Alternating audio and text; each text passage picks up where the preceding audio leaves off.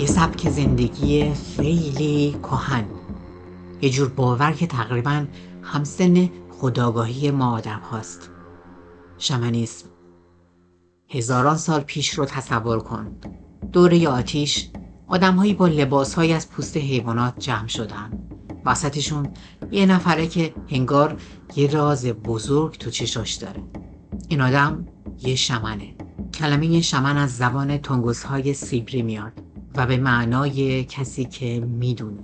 اما چی رو میدونه؟ شمن‌ها کسایی بودن که از دل طبیعت، از ارواح و از جهانهای دیگه چیزهایی میفهمیدن. یه محقق بزرگ به اسم میرچا الیاده میگه شمن باوری یعنی فن خلسه.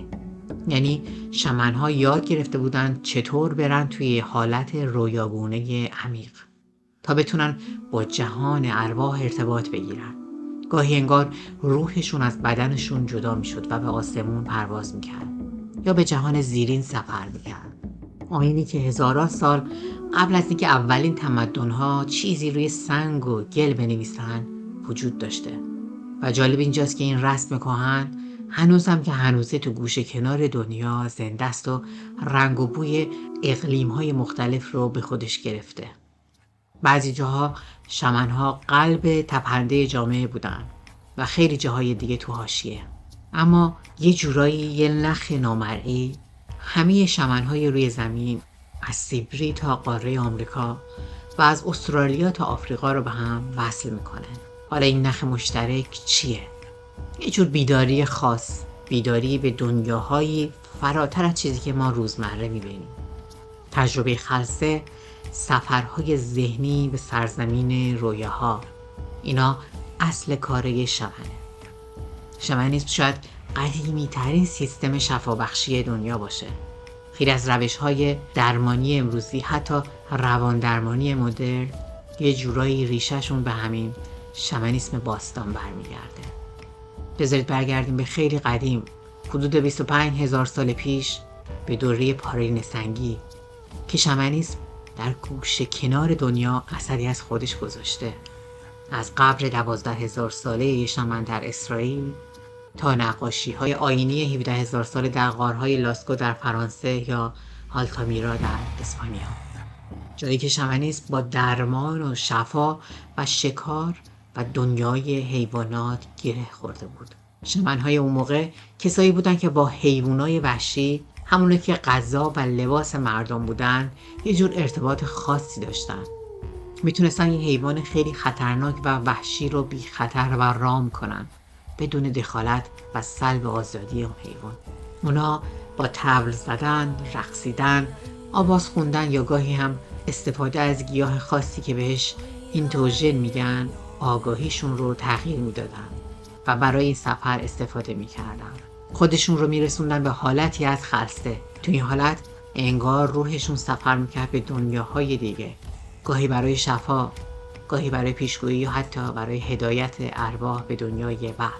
شمن‌ها فقط شفا دهنده نبودن، اونا داستان سرا بودن، مشاور سیاسی بودن و حتی گاهی اولین حرفه‌ای‌های تاریخ به حساب می‌اومدن. یه کاشف قطب شمال به اسم نود راسموسن یه بار با یه شمن اسکیمو صحبت کرد. حرفای اون شمن خیلی تاثیرگذار بوده. میگفت بزرگترین خطر زندگی ما اینه که غذاهامون همش از روحه. هر موجودی که میکشیم و میخوریم، هر حیوانی که پوستشو میکنیم تا لباس بشه، روح داره.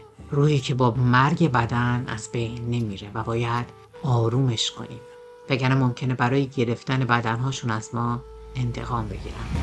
این یعنی چی؟ یعنی از نگاه یه شمن هر چیزی تو این دنیا، از یه سنگ و گیاه گرفته تا یه حیوان، یه نیروی زنده، یه جور جان تو خودش داره. به این باور میگن آنیمیسم، انگار یه انرژی حیاتی، چیزی شبیه مانا که یه نیروی الهی و فراگیره تو همه چیز جریان داره.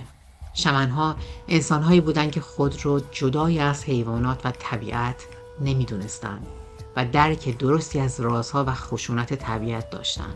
زندگی اونها آنچنان با طبیعت گره خورده بود که شاید بشه گفت اونها به زبان طبیعت کاملا آشنا بودن. اونها به حیوانات یا هر گیاهی که میخوردن همچون خودشون احترام میذاشتن. حالا بیاییم سراغ یه مفهوم جالب دیگه از دنیای شمنها، از دست دادن روح. وقتی ما امروز از افسردگی، بی‌انگیزگی، اضطراب و بی‌تفاوتی حرف میزنیم، شمنها بهش میگن گم شدن روح. و این تو فرهنگ‌های اولیه یکی از بدترین مریضی ها بوده. وقتی حس میکنیم یه چیزی سر جاش نیست، انگار روحمون داره فریاد میزنه که رشد کن. کیمیاگرهای قدیم به این حالت میگفتن نیگردو، یا همون شب تاریک روح.